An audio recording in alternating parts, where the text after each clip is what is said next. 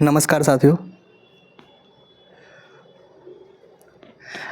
हमने हमने आपका जो पहला चैप्टर है भारतीय अर्थव्यवस्था और उसका इतिहास के बारे में, जो बिहार बोर्ड के लिए है ना, इकोनॉमी का फर्स्ट चैप्टर, वो उसका हम कुछ पार्ट कवर कर चुके थे। जैसे अर्थव्यवस्था क्या होता है, अर्थव्यवस्था के प्राइमरी, सेकेंडरी, टर्सरी, ये 4 क्षेत्र देखे थे ना। अब हम आज जो है, अच्छा हाँ एक बात और, आपके बुक के अंदर बहुत सारी चीज़ जो है फैक्चुअल है, जैसे कि किसने, कौन से विद्वान ने कौन सा कमेंट करा, ये सब ठीक है। आज हम चीज़ें देखने वाले हैं, ठीक है ठीक है। तो आप पेन और पेपर लेकर बैठे, आपको अच्छे से याद हो जाएगा क्लास में। वो वाला जो फैक्चुअल जितने भी इन्फॉर्मेशन होगा उसको अलग से एक क्लास में कवर कर लेंगे, जो भी 15-20 मिनट का होगा, ठीक है। कोशिश करेंगे कि आज ये चैप्टर खत्म हो जाए, है ना। बहुत स्पीड नहीं पढ़ा रहे, बहुत धीरे धीरे ही पढ़ा रहे। पहले समझना जरूरी है, फिर 2-3 क्लास देखते हैं, और होगा तो और नोट्स वगैरह प्रोवाइड कराएंगे, जैसे होगा जो, है ना। पहले आप लोग को थोड़ा सा मुझे सपोर्ट की आवश्यकता है, राइट। तो चलिए हम जो पहला चीज़ देखने वाले हैं, तो हमने लास्ट लेक्चर में देखा था कि जो आपकी इकोनॉमी है, इसके हमने 3 क्षेत्र देखे थे, प्राइमरी, सेकेंडरी और टर्सरी। प्राथमिक क्षेत्र, द्वितीयक क्षेत्र और तृतीयक क्षेत्र, ठीक है। एक थ्योरी है, उसको बोलते हैं लुईस मॉडल। लुईस मॉडल कहता है कि किसी भी अच्छी अर्थव्यवस्था का जो ग्रोथ है, वहाँ पर प्राथमिक क्षेत्र का पहले विकास होता है, फिर द्वितीयक क्षेत्र का और फिर तृतीयक क्षेत्र का, ठीक है। इंडिया में क्या हुआ, प्राथमिक क्षेत्र के बाद सीधा तृतीयक क्षेत्र का विकास हो गया, यानी कृषि से लोग सीधा जॉब वाले मार्केट में, सर्विस सेक्टर में जो है वो जंप कर गए। और यहाँ पर भारत में क्या हुआ, ये सेकेंडरी सेक्टर यानी द्वितीयक क्षेत्र का विकास नहीं हो पाया, ठीक है। तो ये एक प्रॉब्लम रही भारतीय अर्थव्यवस्था में। अब एक सवाल हम देखेंगे, इसको एक हम सवाल देखेंगे अभी यहाँ पे। मेरा सवाल ये है कि अर्थव्यवस्था का प्राथमिक, द्वितीयक और तृतीयक क्षेत्र के बीच अंतर संबंध क्या है। अंतर संबंध क्या है, यानी प्राइमरी, सेकेंडरी और टर्सरी सेक्टर के बीच में क्या इंटरडिसिप्लिनरी अप्रोच है, क्या इसके बीच में इंटर रिलेशंस है, ये चीज़ देखने वाले। उम्मीद है आपको ये समझ में आ गया होगा। कोशिश करेंगे आज ये चैप्टर खत्म कर दे, ठीक है।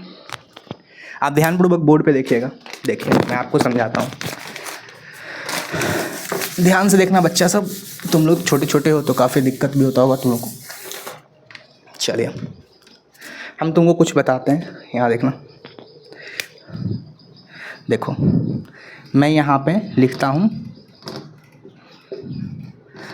प्राथमिक क्षेत्र, और यहाँ पे है मान लो द्वितीयक क्षेत्र, और यहाँ पर है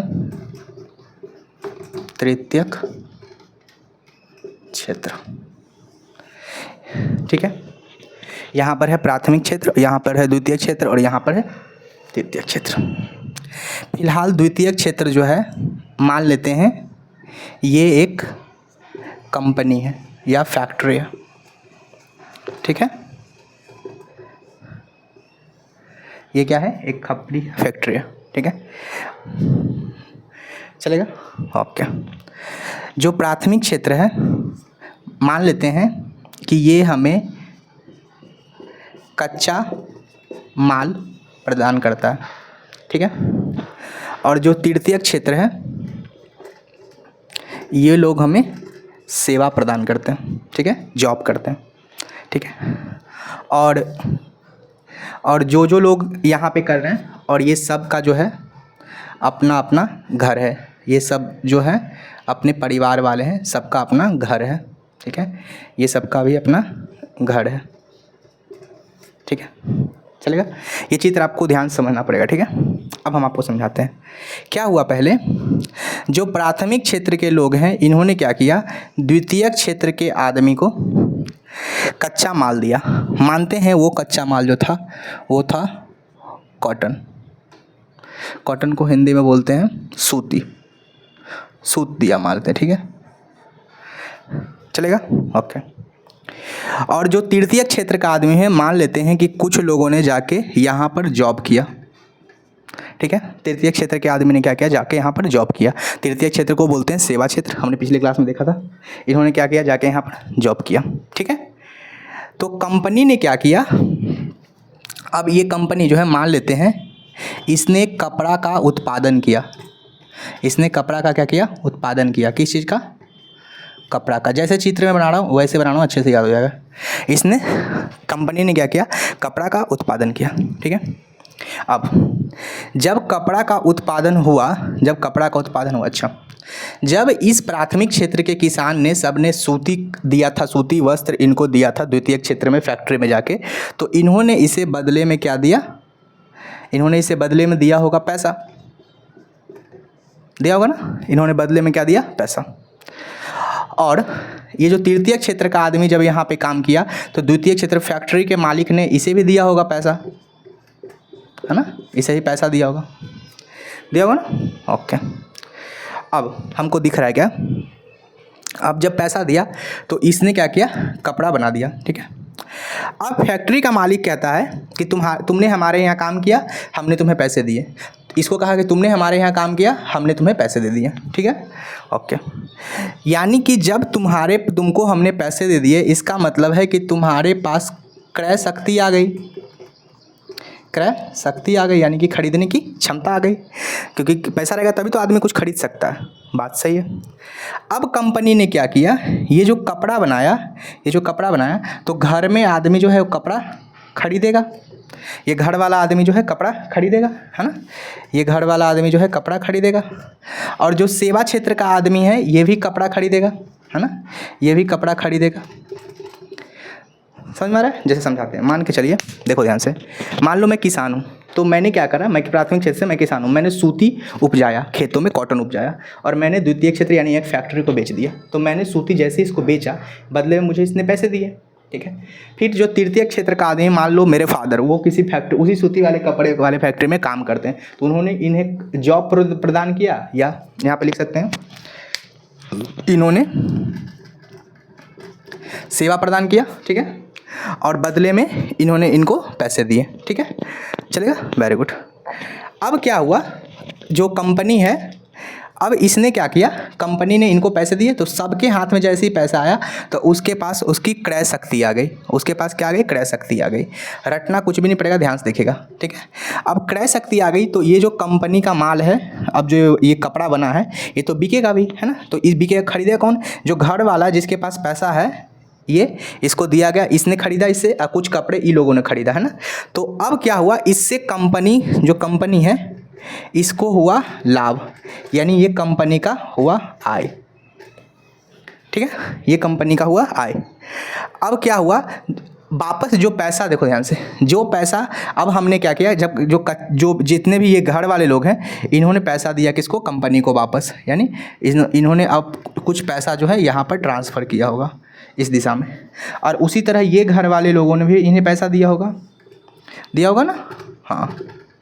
तो हम पहले कमाएं और फिर इसको खर्च कर दिए, यानी कह सकते हैं कि कंपनी उत्पादक है, कहीं पर हम उत्पादक थे पर कहीं पर हम उपभोक्ता बन गए, यानी कहीं पर क्या बन गए, उपभोक्ता बन गए। उसी तरह ये कहीं पर उपभोक्ता बन गया होगा, है ना, चलेगा। और कंपनी जो है उत्पादन करता है, अच्छा, क्या कंपनी उपभोक्ता हो सकता है, हाँ, कंपनी भी उपभोक्ता होती है। कंपनी क्या करती है कि हमारी सेवाओं का उपभोग ही तो करती है, पर कंपनी का जो उपभोग होता है वो अंतिम नहीं होता, क्योंकि उसका वो उत्पादन ही होता है फिर, ठीक है। कंपनी के बारे में बाद में देख लेंगे, चलेगा यहाँ से, हाँ। अब आपको यहाँ पर दिख रहा है कि अर्थव्यवस्था जो है ऐसे ऐसे करके नाच रहा है, ठीक है, चलेगा। तो ये जो नाचता तुमको अर्थव्यवस्था दिख रहा है कि किसी ने इसको सहायता करी, उसने इसको करी, फिर वापस ने पैसे दिए, उसने दिए, इसको बोलते हैं अर्थव्यवस्था का चक्रीय प्रवाह। क्या बोलते हैं, अर्थव्यवस्था का चक्रीय प्रवाह, ठीक है। तो हमारे पास अब एक वो यहाँ से ये डायग्राम आपको उतारना है तो उतार लो, ठीक है, मैं हट जाता हूँ, यहाँ स्क्रीनशॉट ले लो, जो लेना, चलो ले लिया हो आपने। अब मैं यहाँ पर आपको एक और कंसेप्ट सिखाता हूँ, ठीक है। वो कंसेप्ट क्या, ध्यान से देखेंगे। अब हम तुमसे कहते हैं कि अर्थव्यवस्था के लिए तीनों सेक्टर का होना जरूरी क्यों है, ठीक है। देखो, पहले देखते हैं कि इसको देखो ध्यान से, ये है उत्पादक और ये है उपभोक्ता, ठीक है। ये है उत्पादक और ये है उपभोक्ता। उत्पादक जो है उपभोक्ता को पहले देखो, ये उत्पादक है जो उपभोक्ता को क्या कर रहा है, कोई चीज़ बेच रहा है, कोई चीज़ क्या कर रहा है, बेच रहा है।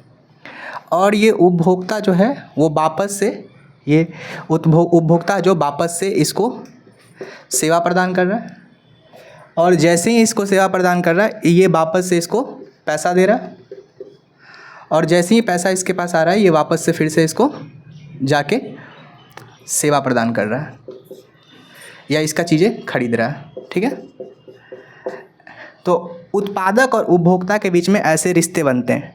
ठीक है, और हमने बताया था कि ये रिश्ते जो है डिमांड और सप्लाई पे बनते हैं। यानी जो उत्पादक होता है उसके पास क्या होता है, आपूर्ति होता है यानी सप्लाई होता है, और जो उपभोक्ता होता है वो मांग रखता है। ठीक है, चलेगा। और इसी को बोलते हैं, इसी को बोलते हैं अर्थव्यवस्था का चक्रीय प्रवाह। इसी को बोलते हैं अर्थव्यवस्था का चक्रीय प्रवाह, circular flow of the economy. ठीक है, यहाँ तक समझ में आ गया। तो अब हम यहाँ से सीखने वाले हैं कि कोई पूछे कि ये तीनों कैसे इंटरडिपेंडेंट है, प्राथमिक क्षेत्र, द्वितीयक क्षेत्र, तृतीयक क्षेत्र कैसे एक दूसरे पर निर्भर करते हैं। तो इसका पहला आंसर ये लिखोगे कि जो उत्पादक होता है वो उपभोक्ता को सबसे पहला चीज़ क्या होता है, वो रोजगार प्रदान करता है। ठीक है, दूसरा चीज़, यदि उत्पादक उपभोक्ता को रोजगार प्रदान करेगा तो उसके बाद क्या होगा, उपभोक्ता को आय प्राप्त होगी,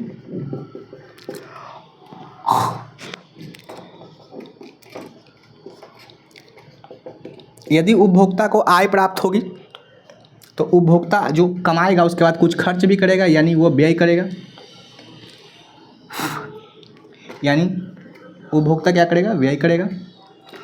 जैसे उपभोक्ता व्यय करेगा तो वो जो खर्च करेगा तो कौन सा सामान खरीदेगा, वही जो फैक्ट्री ने बनाया है।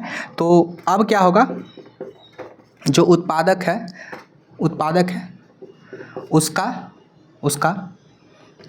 उसका प्रोडक्ट बिकेगा, और उत्पादक का जितना प्रोडक्ट बिकेगा उसको उतना लाभ होगा, उतना प्रॉफिट होगा, और उसको जितना प्रॉफिट होगा वो वापस से अपनी कंपनी और बढ़ाएगा और वो रोज़गार में वृद्धि करेगा समाज में, है ना। और यदि ज़्यादा पैसा कमाएगा तो जो ये रोज़गार में वृद्धि करेगा, तो जो लोग कंपनी में काम करने के लिए जा रहे हैं, ये उपभोक्ता यही लोग जा रहे हैं ना काम करने, तो इनकी आय और बढ़ेगी, और इनकी आय और बढ़ेगी तो इनके बच्चे जो हैं अच्छे स्कूल में पढ़ सकते हैं, अच्छे, तो उनके हम कह सकते हैं उनका जीवन गुणवत्ता में वृद्धि होगा।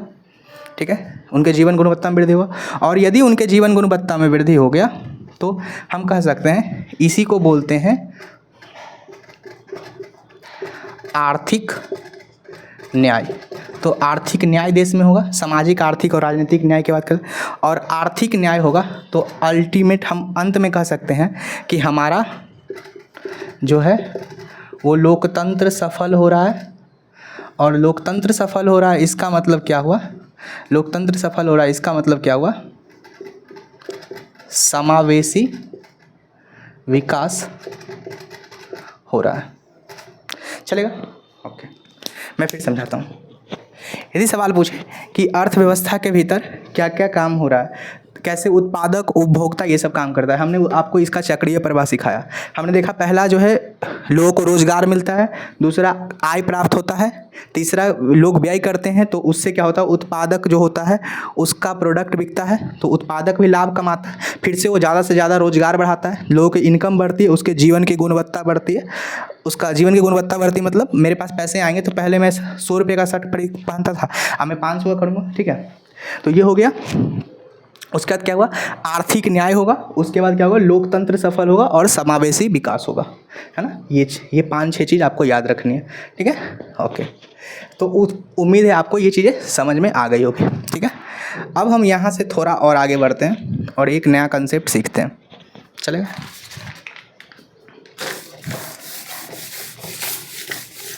अब हम सीखने वाले हैं एक अलग और नया तरीके का कंसेप्ट, वो क्या है, आइए दिखाते हैं आपको। अब जो हम नया कंसेप्ट सीखने वाले हैं वो देखने वाले हैं अर्थव्यवस्था की संरचना। अर्थव्यवस्था की संरचना। जो ये अर्थव्यवस्था है उसका संरचना, स्ट्रक्चर ऑफ द इकोनॉमी की बात करते हैं। तो जब दुनिया के में दो तरह के विवाद पैदा हुए, ठीक है, हमने बताया था अर्थव्यवस्था इस सवाल का जवाब देता है कि हम कैसे कंट्रोल करें, ठीक है। तो दो विवाद खड़े हुए। पहला, कुछ लोगों ने कहा कि एक काम करते हैं, क्योंकि संसाधन सीमित है तो उसको बांटने की सारी जिम्मेवारी यानी सारा अधिकार जो है सरकार को दे देते हैं। दूसरे लोगों ने कहा नहीं, ये काम बांटने का काम जो है बाजार पे छोड़ देते हैं, बाजार पर छोड़ देते हैं, चलेगा, ठीक है। तो जो सरकार है, यदि किसी अर्थव्यवस्था में बांटने का जिम्मेवारी सरकार के हाथ में होगी तो इस प्रकार के अर्थव्यवस्था को कहा गया समाजवादी अर्थव्यवस्था। समाजवादी अर्थव्यवस्था। और इसको कहा गया, जिसमें सारा अधिकार बाजार के पास होता है, इसको कहा गया पूंजीवादी अर्थव्यवस्था, ठीक है। तो समाजवादी अर्थव्यवस्था और पूंजीवादी अर्थव्यवस्था में क्या अंतर समझाते हैं। जो समाजवादी अर्थव्यवस्था है ये कहता है कि इसमें सारा चीज़ जो होगा, इसमें जो सारा अधिकार होगा वो सरकार के हाथ में होगा। मतलब स्कूल भी सरकार के, हॉस्पिटल सरकार के, सब कुछ सरकार के। दूसरा कहता है यानी कि यहाँ पर जो है कोई भी निजी उद्योग नहीं होगा, कोई भी निजी उद्योग नहीं होगा, ठीक है। तीसरा इन्होंने यहाँ पे कहा कि कोई भी प्राइवेट फैक्ट्री, स्कूल नहीं होगा, कोई भी प्राइवेट हॉस्पिटल नहीं होगा, सब चीज़ सरकार के होंगे, ठीक है। तीसरा इन्होंने कहा, समाजवादी ने कहा, तीसरा बात इन्होंने कहा कि जो हमारा मकसद है, जो हमारा लक्ष्य है, हमारा लक्ष्य या हमारा उद्देश्य जो है वो क्या है, हमारा उद्देश्य है लोक कल्याण करना, लोक कल्याण करना, यानी लोगों का कल्याण करना, यही हमारा उद्देश्य है, ठीक है। और चौथा और इसने कहा कि हमारा मकसद है आर्थिक समानता लाना, आर्थिक समानता लाना, ठीक है। और आर्थिक समानता लाना, ये इसने कहा है ना। यानी जो समाजवादी अर्थव्यवस्था होती है, हम कह सकते हैं ये जो है समूहवाद के सिद्धांत पर कार्य करता है। क्या चीज़ के? समूहवाद का सिद्धांत पर कार्य करता है,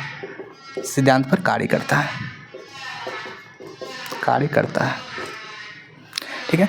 जो समाजवादी अर्थव्यवस्था होती है वो समूहवाद के सिद्धांत पर कार्य करती है। समूहवाद का सिद्धांत का मतलब क्या हुआ, सब चीज़ लोगों का ग्रुप में होगा, रोड सरकारी, सब कुछ सरकारी, ठीक है।